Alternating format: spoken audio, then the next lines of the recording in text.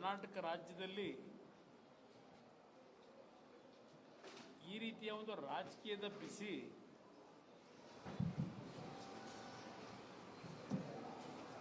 ಎಂದೂ ಸಹ ಉದ್ಭವಿಸಿರಲಿಲ್ಲ. ಹಿಂದೆ ದೇವೇಗೌಡರ ಮೇಲೆ ಸ್ವಲ್ಪ ನಡೀತಾ ಇತ್ತು, ದೇವೇಗೌಡರು ಸ್ವಲ್ಪ ಆಕ್ಟಿವ್ ಆಗಿದ್ದಾಗ.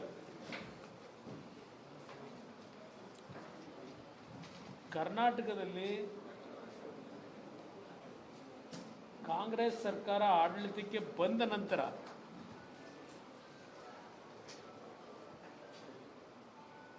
ನಾನು ಹಲವಾರು ಬಾರಿ ಹೇಳಿದ್ದೇನೆ,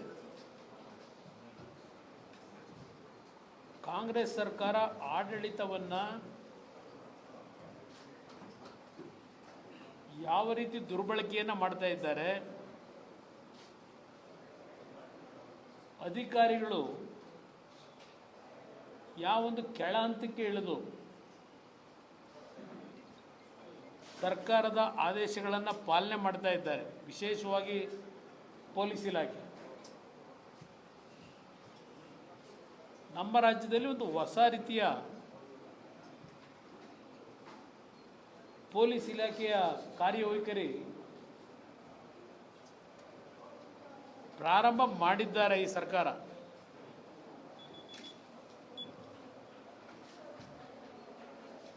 ಇದು ಮುಂದೆ ಎಲ್ಲಿಗೆ ಹೋಗಿ ನಿಲ್ಲಬಹುದು ಅಂತಕ್ಕಂಥದ್ದು ಬಹುಶಃ ಕಾಲ ನಿರ್ಧಾರ ಮಾಡುತ್ತೆ.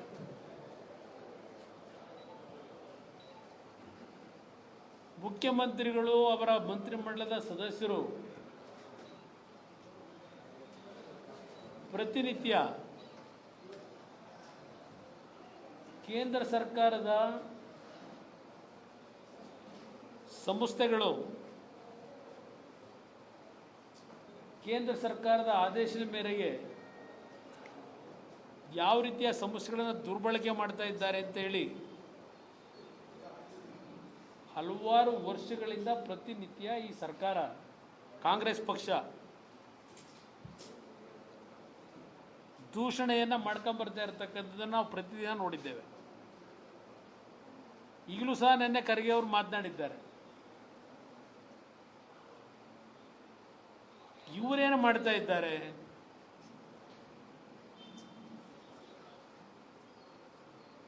ಇವತ್ತು ಕಾಂಗ್ರೆಸ್ನ ಮುಖ್ಯಮಂತ್ರಿಯಿಂದ ಹಿಡಿದು ಎಚ್.ಕೆ. ಪಾಟೀಲ್ ಬಹಳ ಮೇಧಾವಿಗಳು, ಈಗ ಕಾನೂನಿನ ಸಚಿವರ, ಸಂವಿಧಾನದ ರಕ್ಷಕರುಗಳು ಇವರೆಲ್ಲ. ಇವರ ಹೇಳಿಕೆಗಳನ್ನು ನಾನು ಗಮನಿಸ್ತಾ ಇದ್ದೇನೆ. ಇವತ್ತು ಕೇಂದ್ರ ಸರ್ಕಾರದ ಸೂಚನೆಗಳ ಮೇರೆಗೆ ಗವರ್ನರ್ನ ಯಾವ ರೀತಿ ದುರುಪಯೋಗ ಪಡಿಸ್ಕೊತಾ ಇದ್ದಾರೆ, ಗವರ್ನರ್ಗೆ ಸಂವಿಧಾನದ ಚೌಕಟ್ಟಿನಲ್ಲಿ ಅವರ ಕಾರ್ಯವೈಖರಿಗಳೇನು, ಅವರು ಮಾಡ್ತಕ್ಕಂಥ ಕೆಲಸಗಳ ಬಗ್ಗೆ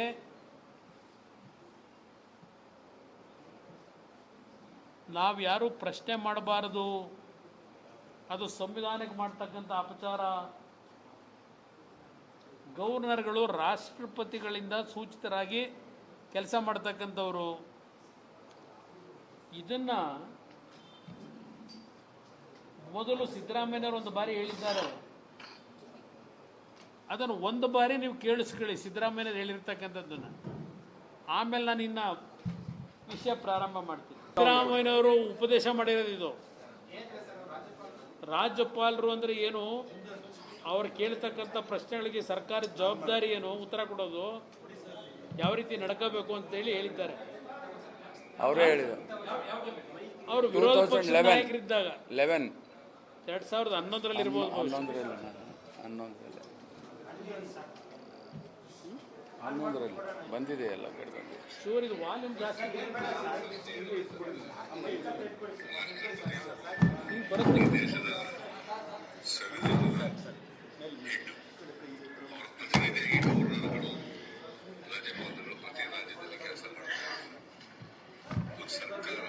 ಮೈಕ್ ಮಾಡಬೇಡ, ಅಲ್ಲಿ ಬರುತ್ತೆ, ಅಲ್ಲಿ ಅವ್ರಿಗೆ ಬರುತ್ತೆ.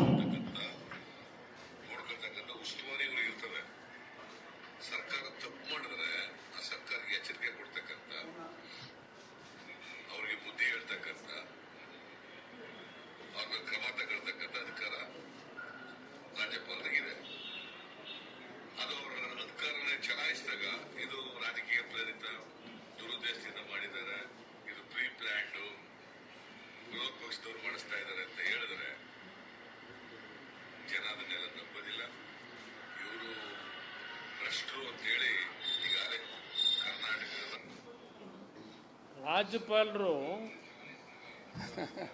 ಏನು ಅವ್ರ ಇರ್ತಕ್ಕಂಥ ಅಧಿಕಾರ ಡ್ಯೂಟಿ ಏನು? ಸರ್ಕಾರ ದಾರಿ ತಪ್ಪಿದಾಗ ಸರ್ಕಾರಕ್ಕೆ ಎಚ್ಚರಿಸ್ತಕ್ಕಂಥದ್ದು, ಸರ್ಕಾರದಿಂದ ಸಮಜಾಯಿಷಿ ಕೇಳ್ತಕ್ಕಂಥದ್ದು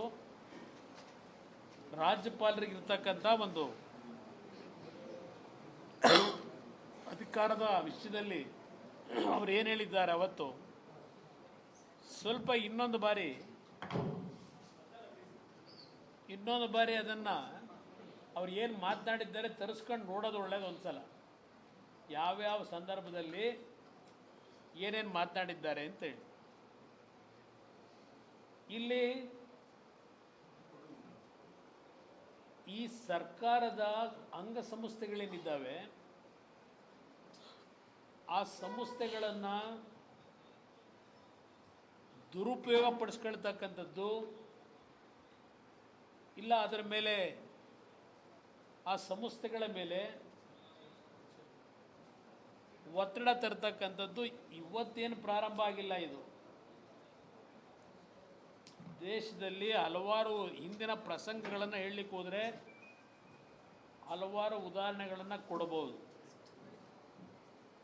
ಆದರೆ ನಾವುಗಳು ಅಧಿಕಾರದಲ್ಲಿದ್ದಾಗ ಏನು ಮಾಡಿದ್ದೇವೆ, ಯಾವ ರೀತಿ ಸಂವಿಧಾನಕ್ಕೆ ಅಪಚಾರ ಬರದೇ ಇದ್ದಾಗೆ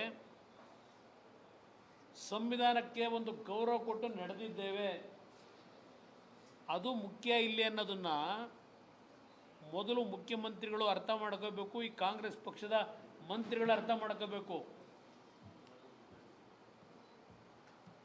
ಯಾವ ರಾಜ್ಯಪಾಲರು ಈ ಸರ್ಕಾರದ ಒಂದು ಪ್ರಕರಣವನ್ನು ಅವರ ಮುಂದೆ ಅರ್ಜಿ ಬಂದಾಗ ಅವರಿಂದ ಉತ್ತರವನ್ನು ಪಡೆಯತಕ್ಕಂಥದ್ದಕ್ಕೆ ಏನು ಸರ್ಕಾರಕ್ಕೆ ಕಳಿಸಿದ್ರು,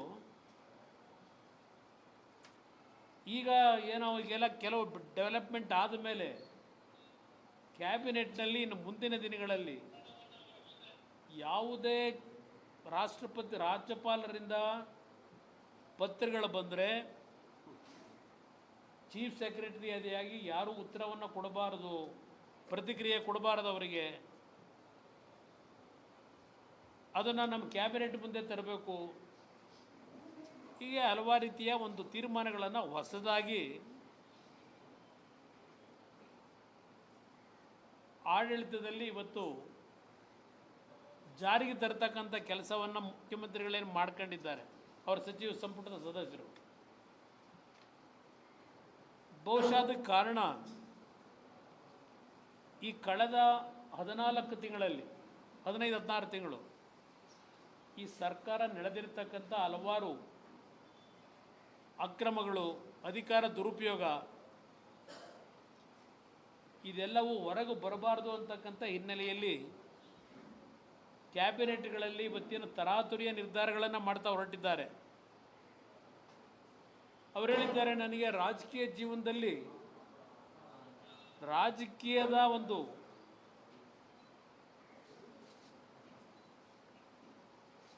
ಆರೋಪ ಬಂದಿರತಕ್ಕಂಥದ್ದು ಇದೇ ಮೊದಲನೇ ಬಾರಿ ಅಂತ ಹೇಳಿದ್ದಾರೆ. ಅವರು ಹೇಳಿರ್ತಕ್ಕಂಥದ್ದು